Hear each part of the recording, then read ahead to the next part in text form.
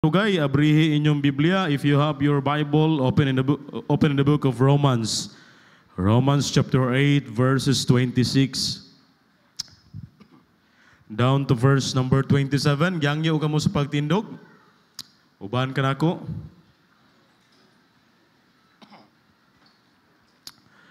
Okay, nakita na si Iman. Okay, so Romans chapter 8, verse number 26. Down to verse number 27. Okay, atong dunganon sa pagbasa. Okay, verse number 26, everybody read. Likewise, the Spirit also helpeth our infirmities, for we know not what we should pray for as we ought. But the Spirit itself maketh intercession for us with groanings which cannot be uttered. And he that searcheth the hearts knoweth what is the mind of the Spirit, because he maketh intercession for the saints according to the will of God. Shall we pray? Precious loving Father, Lord, salamat Ginoo nining kabundagon. Salamat Lord nga imo paminggi pamata. Salamat Ginoo sa imong pag-uban kanamo sa tibuok gabi ug bisan Ginoo sa tibuok simana. Salamat Lord sa mga panalangin, mga butang gitugot nimo sa amuang kinabuhi. Kami nagapasalamat Ginoo. And Lord, inintak na sa kabuntagon ako nagaampo o nagahangyo o God sa balang espiritu nga diin ikaw maga-empower labi na kanako as I teach your word. And I pray nga balang espiritu magalihok ka karon sa mga taliwala aron ang imong pulong Ginoo masabtan sa simple o giyanong pamagi. Use me as your mouthpiece, O God. Una sa tanan, please, kami naghangyo, pasaylo ami sa mga sala nga nabuhat nga wala ka malipay. Kau ginamagauban, tagay kadaugan ang panimbahaw namo nining adlaw sa ngalan ni Jesus. Amen and amen. Makalingkod ka mo? Okay, so pasensya na kayo mo kaya kung tilaok, medyo gilok. Okay, so marag mo post tagamay. Okay, so akong i-review no, atong gihisgutan last Sunday ang buhat sa balaang espiritu sa Kristohanon. So number 1, ang unsa may iyang mga buhat diri sa atuang kinabuhi. Number 1, naghatag siya og kasiguruhan sa kaluwasan. The Bible says, Romans chapter 5 verse number 5, and hope make it not ashamed, because the love of God is shed abroad in our hearts by the Holy Ghost, which is given unto us. Salamat kita nga Kristohanon sa diha nga naluwas ta, dili lang kay ang pulong sa Ginoo naghatag nato kasiguruhan, but the Holy Spirit. Amen. O ingon ang Biblia, and hope make it not ashamed. Kini ato ang paglaom karon, kini atong gibuhat karon diha sa Ginoo, dili gini mahitabo nga maulawan ta. Kaya ang atong paglaom siguro kini pinaagis og na siguro kini tungod sa balaang espiritu nga naa kanato. And then number 2, naghatag siya sa kasiguruhan sa atong pagkaanak o pagka-manununod. But ye are not in the flesh, but in the Spirit. That's what the Bible says in Romans chapter 8, verse number 9. And then number 3, nagbalaan o nagputli sa Kristohanon. So diri ako ni balikon para ato gyud kining masabtan unsa ka importante kay ang uban mo ingon sila nga magpakasala na lang ta tungod kay luwas naman ta, di naman mawala ang ato ang kaluwasan, but atong hinumduman mao ni importante og masabtan nato nagbalaan o nagputli sa Kristohanon. In 2 Thessalonians chapter 2 verse number 13, but we are bound to give thanks always to God for you, brethren, beloved of the Lord, because God had from the beginning chosen you to salvation through sanctification of the Spirit and belief of the truth. So, kay mulang taon, si Paul nagpasalamat sa Dios tungod sa mga Kristohanon nga naa sa Thessalonica. First, they are called to salvation, and the next is they are called to sanctification. So, dili lang kay human ta maluwas, gitawag ta, dili lang kay taman lang ta naluwas, but we are called unto sanctification. But pasabot, we are set apart. Amen? This sanctification happened not by repeated sacrifices, but by the one-time perfect sacrifice of Jesus Christ on the cross. So nagsugod ang sanctification, nagsugod ang set apart. We are separated from the world even sa mga principles sa kalibutan, nagsugod na the moment nga gituuhan nimo ang kamatayon ni Kristo dito sa cross nga maotoy bayad sa atong sala. Og nahitabo na once for all, kausa lamang na, and that's the perfect sacrifice. Amen? Wala na ilaing gikinahanglan pa. His offering was complete and final. The offering of the body of Christ is complete and final. Nothing more needs to be added for our salvation. So God's plan, God's will, salvation and sanctification. Amen? So we are made holy. Believers are set apart for God. Once for all sacrifice, Jesus' death was sufficient forever. No more sacrifices are required. So kaya mong lantawon, Hebrews chapter 9 verse number 28. Palihog ko, Hebrews chapter 9 verse number 28. Na makita na to diha ang vocabulary of salvation. To look ang vocabulary of salvation. Hebrews chapter 9 verse number 28. Okay, ingon na Bible, so Christ was once offered to bear the sins of many. Unsa man na, pastor? That is justification. Gimatarong ta. Amen? Next phrase is, and unto them that look for Him. Unsa man na, pastor? That is sanctification. Okay? That is sanctification. Ako na ipasabot nito. And then, and Him shall He appear. Notice this phrase. Appear the second time without sin and to salvation. And that is glorification. Okay? Moabot ang panahon, mubalik ang Diyos, mubalik si Kristo, ilisdan ta og glorified body. Amen? New body. Dili sa lawas nga sama nga naa nato karon nga naay bation, magsakit, maluya. Someday, kung mubalik si Kristo, mauna atong gihulat, ang pagbalik sa Ginoo, pagbalik ni Kristo, unang pagabanhawon, nangamatay diha ang Kristo, and then next is kita, ilisdan ta og glorified body. O kanang alawas, mao na ipuyo nato dito sa langit. That is glorification. Sanctification is, kung imo lang tawon ang sanctification, okay, naa dihang appraise, unto them that look for Him. Oh? So, human ta maluwas, gimatarong ta, that is justification. O human ta maluwas, naa diha ang sanctification. No? Is, but pasabot na sanctification is ongoing. Oh? Nagsugod sa diha nga naluwas ta.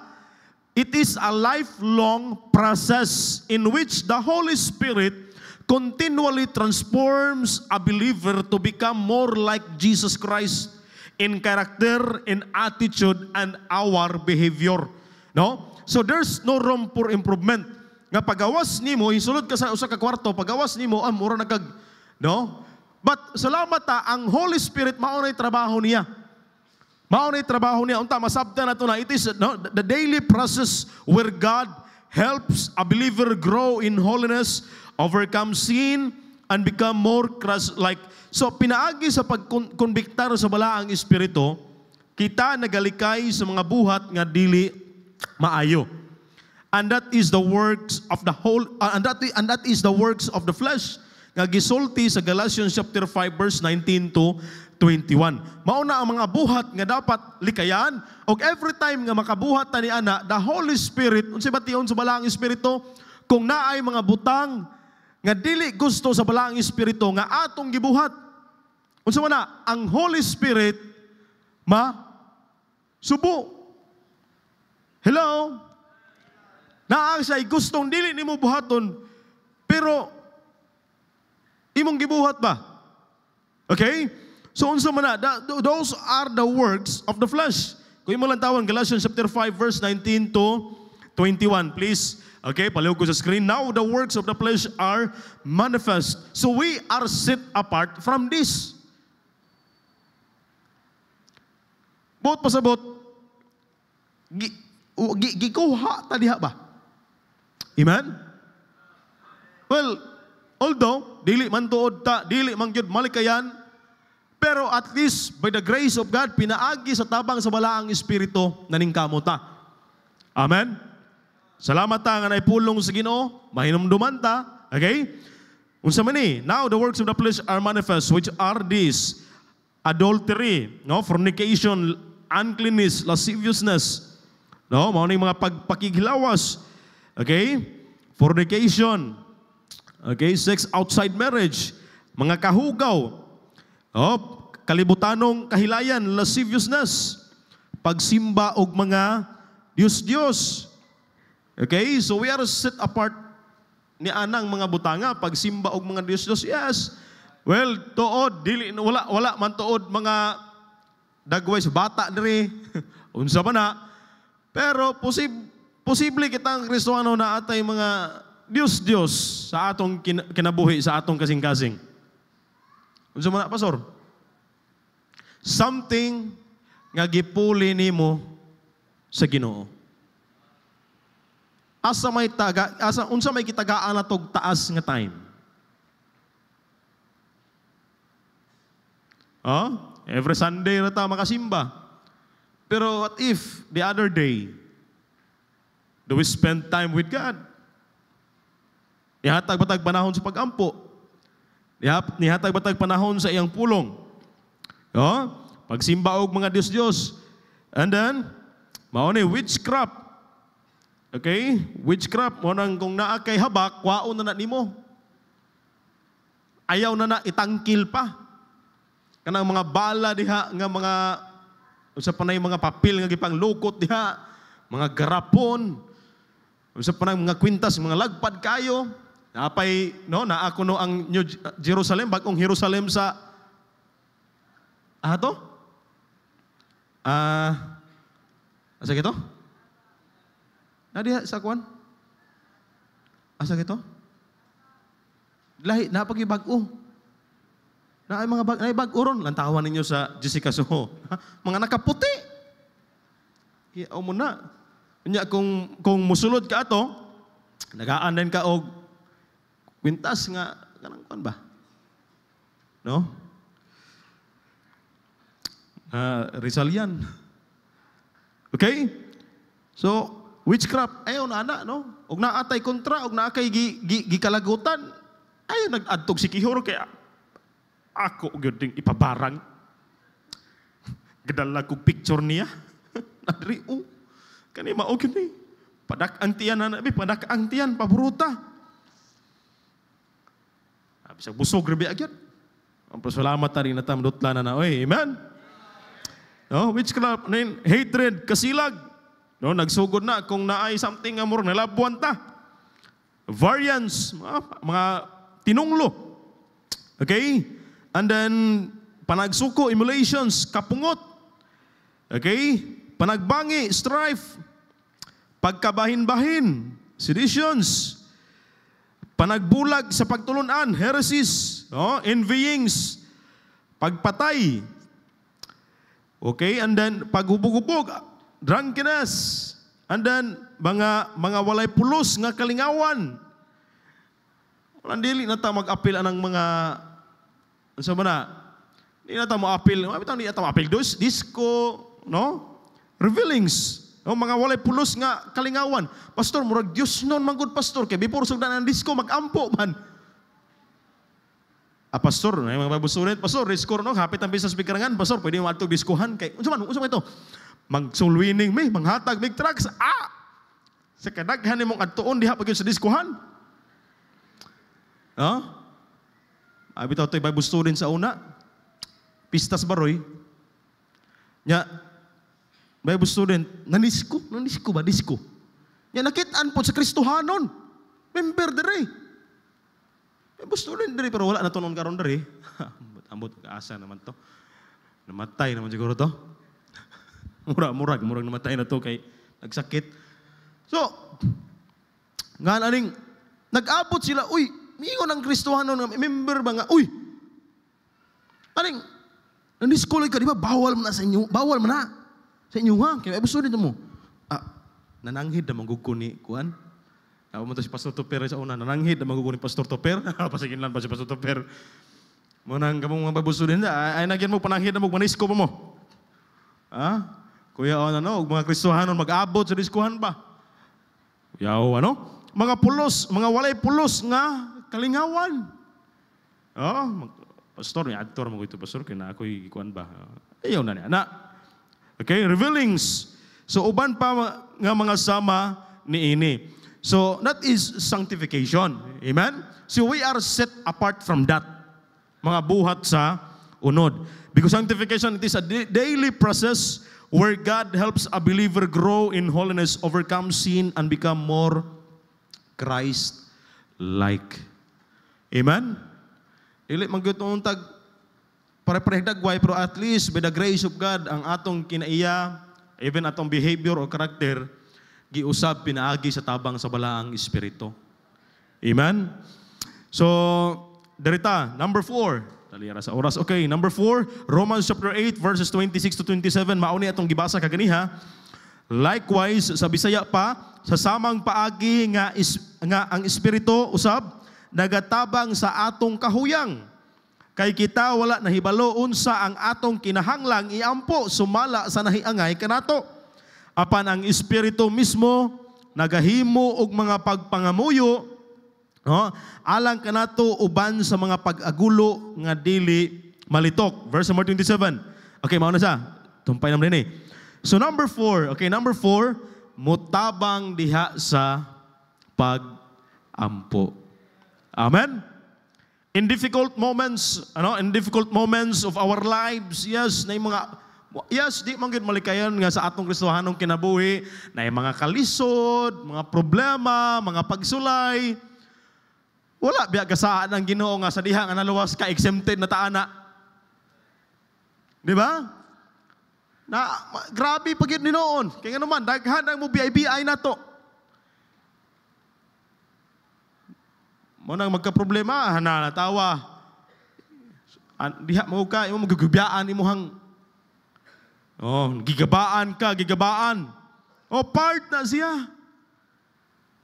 Part na siya sa ato ang kinabuhi. But how comforting, unsa ka anindot do, unsa ka madasigon paminawon ba nga naay mga nag-ampo nato. Amen. Ang uban nato naluwas, grabe ang paglihok sa Ginoo, paglihok sa balaang espiritu kay nay mga tawo nga nag-ampo. One time sa among prospect, every time nga mag-Bible study mi,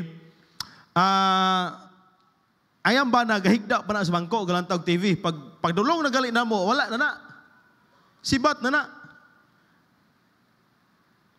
Mao to nga pag human sa among Bible study, usay siyang iyang paampo, pastor. Pa-pray gina ako, pastor, nga akong bana gyud maluwas. So, wala damha sa among pagampo. Dugay may sige balik-balik. Wala damha, may abot gyud sa point kami ingon diyang bana nga, love, amang kuyog kog simba. Unsa man to? It is the work of the Holy Spirit. Amen? Lihok to sa balaang espiritu.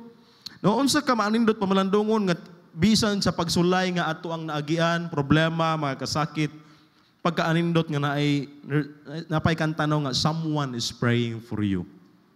No? Perhaps, no, by family members, no, imong mga pamilya gaampo si muha or ato ang pastor gaampo sa ato. I-pray ta niya nga i-bless, makapadayon ta sa pag-alagad, mag-involve ta sa mga buluwaton. But how much more blessed to realize that the Holy Spirit of God offers up fervent and effective prayer for us. Nindot man pamalandungon, pamation, nga usa sa mga membro sa atong panimalay, ug ato ang pastor gaampo, pero mas nindot that the Holy Spirit offer a prayer. Dili lang kay no, basta-basta lang ani nga pagampo. It is a fervent, mainiton, madasigon, og effective prayer for us. Amen. Sa unsa man pamaagi, pastor. Okay. As we pray, kung mo lang tawo, no, sa verse nga ato ang gibasa, helpeth our infirmities, verse number 26. No? Means, but pasabot nga nga ang balaang espiritu motabang kanato panahon sa atong mga kahuyang, mga kaluyahon. Oh, bisan nga naay mga kaluyahon, gusto ta pero lamin unta kay undang pero ngano nagapadayon man ta? Because someone is praying for you. Panahon sa kalayahon, ang balaang Espiritu mutabang nato nga kita madasigon mo atubang sa atong mga kaluyahon. Amen? Gusto lang sige, ang gusto lang sa balaang Espiritu ba, panahon sa atong mga weaknesses or infirmities, atong atubangon. Ano man, kay tagaan taggamhanta sa balaang Espiritu, tagaan tagusog, tagaan tagahom, nga mo atubang taliwala niya na. No? We know not what we should pray for. No, na diha praise. No, sometimes we don't know what to ask God or how to express our needs. Kabantay mo, ay panahon nga grabe kita ka-struggle ba?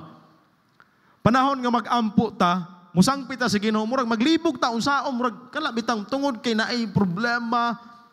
Murag galibog ang atong utok unsaon na to pagsangpit ang Ginoo. Ha? Ay moabot gina sa time. Pero salamat ta nga the Bible says, the Spirit itself maketh intercession. Amen? Buot pasabot, the Holy Spirit prays on our behalf, expressing our deepest feelings to God in a ways beyond words. So you are praying, but don't know what to say. Your heart is heavy, and your words are few. But the Holy Spirit takes your broken, incomplete prayer and translate it perfectly before the Father according to God's will. Munang si Kristo gatudlo siya, naghatag siya og pattern kanato sa pagampo. Og miingon ang Bible ha, Matthew chapter 6 verse number 7. Okay? Itudluan ta kay maura ba gyud ni ang ato ang ginaampo ginabuhat sa una. Ha? Pipila nato na siguro diri sa una sa bana kanang naay mamatay gali ang sige na ampuan si tabaho unsa ilang kuana mananabta no basi naa diri karon wala na sa una. Ingon ang Bible ha. Okay, Matthew chapter 6 verse number 7.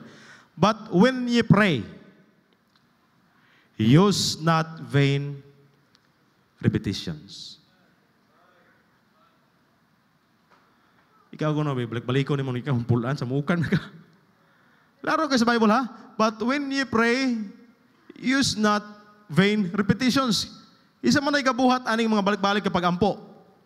Mga pagano? Ha? Pero unsa may pattern nga gihatag ni Kristo sa tuwa. Okay. Matthew 6, 9 to 13. Okay.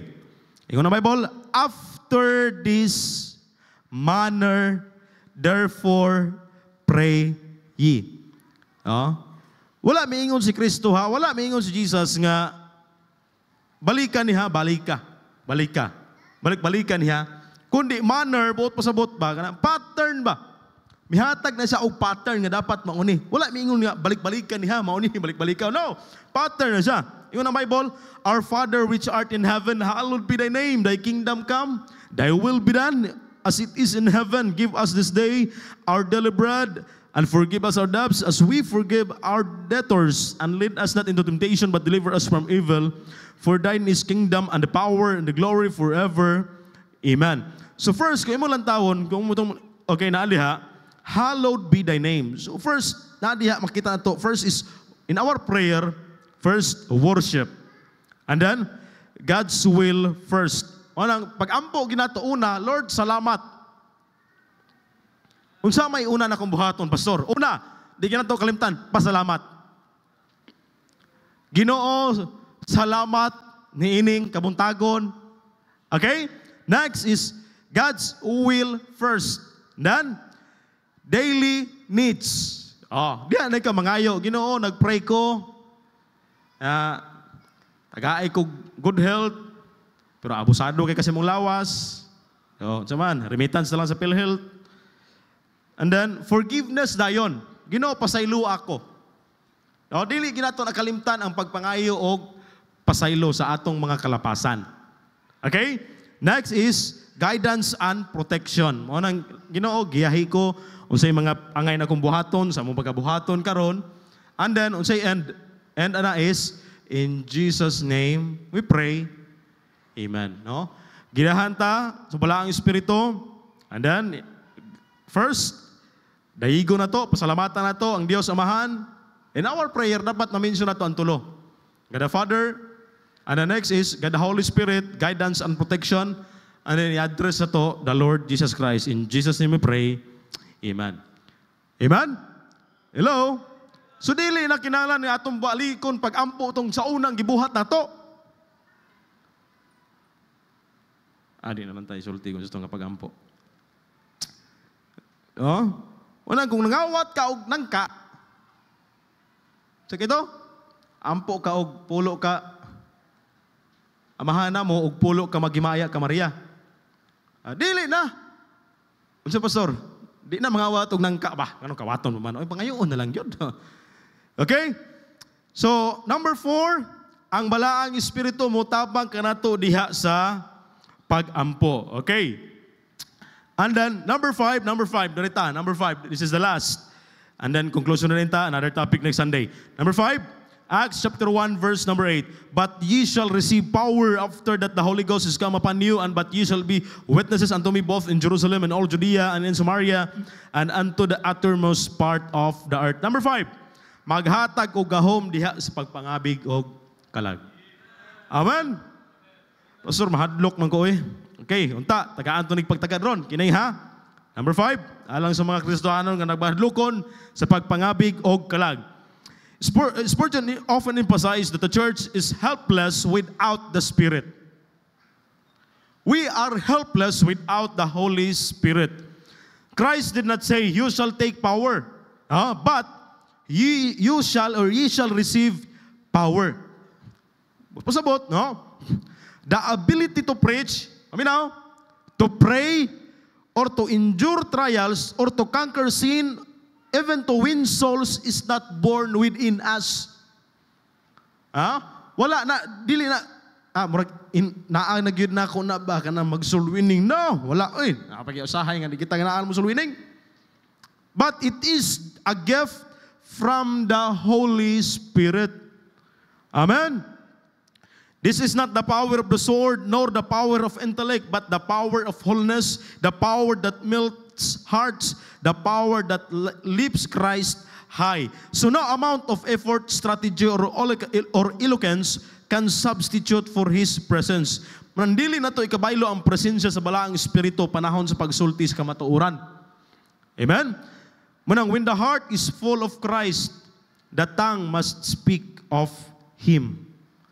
Diyan nato makita ba nga bisan pag-unsa ka simple sa tawo, giluwa sa Ginoo, bisan pag-unsa ka, bisan pag wala na siya ay nakahuman og 4 years course. Pero kung ang balaang espiritu na gali mulihok og mugamit, ang ulawon mahimong maisugon sa pagsulti. Nganuman, bisag maulaw ta ba? Maulaw pa ta. Bisa nagali ako. Naagi na to ning pagkaulaw ng otobag tawo. Pero kung makita nimo nga ang tawo nagkinahanglan og kaluwasan, bisag maulaw, bisag ulawon ka. Pero ituklod ka sa balaang espiritu nga musulti. No? The timid become bold. No? Ang mahuyang mahimong kusgan pinaagi sa balaang espiritu. Ang ordinaryo, no, ang simple ordinaryo nga tawo, kung ang balaang espiritu na gali mag-empower, mahimong galamiton sa Dios. Amen? Muna nga, bisan pag-unsa ni sila ka, mga Bible student, bisan pag-unsa ka simple sa tao. Pero kung balaang espiritu na gali magpuno, maglihok, matingala na lang ka. Grabe ka ulawon, pero pawaliha. Pasurwininga. Naarid to sa plaza, makita mo. Mga professional giatubang. Nga naman, tungod to sa balaang espiritu. The Apostle Paul were once fearful and uncertain, but the Spirit transformed them into courage heralds of the gospel. Okay? And in Acts chapter 4, verse number 31, and when they had prayed, the place was shaken where they were assembled together. They were all filled with the Holy Ghost, and they spake the word of God with boldness. So nganong wala tay kaisog o kahangawa sa pagsulti tungod kay wala na to ang iyua og pangayua ang gahom sa balaang espiritu sa atong kinabuhi. Dapat masabtan nato ni. Unang ikaw Kristohanon, kung naluwas ka, unta no, dugay na tang Kristohanon. Wala pa gyud ta kasulay. Wala pa gyud ta kasulay og sulti sa kamatuoran. Unang ayag hulata nga mobalik ng Ginoo. Ayaw sugot nga mahuman ang simana bisag usa ka kalag. Wa tay nadala. Pakpak tayes pagkanindot na ay 1,000 na luwas. 500. Oh. Trucks nga nahatag 2,000. Ang pangutana, apil ba ka ato sa nagsulti? Apil ba ka ato sa naghatag? Napa mo diha? Bisan pa og dili kaayo ka kabalo mo sulwining, pero kung giyahan ka sa balaang espiritu, diha nimo mabati ang lihok sa Holy Spirit. Dili na kinahanglan nga kabalo pa ka nga sa mga diskarte diha. I-present lang ang simple plan of salvation. Then the Holy Spirit na maulihok ni ana. Amen? Bisa pag grabe ito kung gisulwining, oh, hilak god. Hilak, oy, grabe yun. Grabe yun kung musulwining. Oy, grabe yun kung, ikahadlok ana, oy. Ha? Pero bisa unsa ka simple, i-share lang, isara ka verse gamiton nimo, John chapter 1 verse number 12 or John 3:16. Bala ang espiritu na imulihok niya na. I-present lang nimo ang gospel. No, nga si Kristo muluwas o siya mo too, well, the Holy Spirit will work niya na. Amen? So, as a believer, dari ko mo yan, we are so blessed with the third person of the Trinity. And that is the Holy Spirit. So, allow the Holy Spirit to take full control of our life. Amen? Yes, nagpuyo na ang balaang espiritu sa atong kinabuhi. Gisiliyuhan na ta. Pero sometimes, unod pagyud gihapon ang mas milabaw. Mura bitaw siya, ang Holy Spirit, gapuyo, nisulod siya, nisulod. Nisulod lang ba? Mura bitaw, igo na to siya gipasulod. Pero naara sa daplin. Wala na ito, murag na set aside lang Holy Spirit ba? So, dugutan na to siya nga siya may mo take full control sa atong kinabuhi. Amen? Muna yung kining pagkapuno sa balang espiritu kanunay o everyday yun kini pangayoon.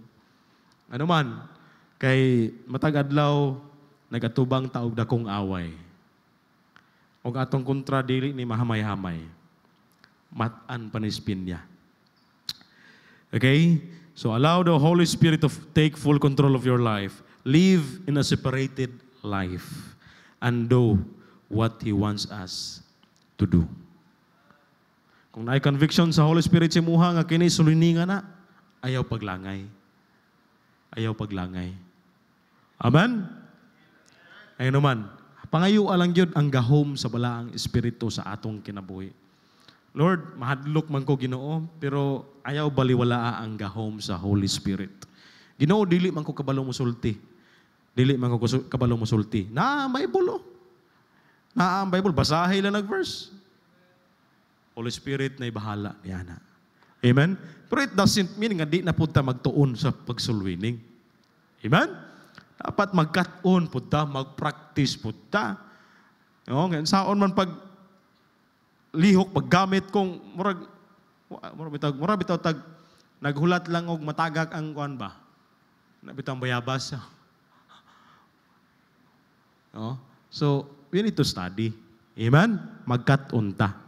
Okay?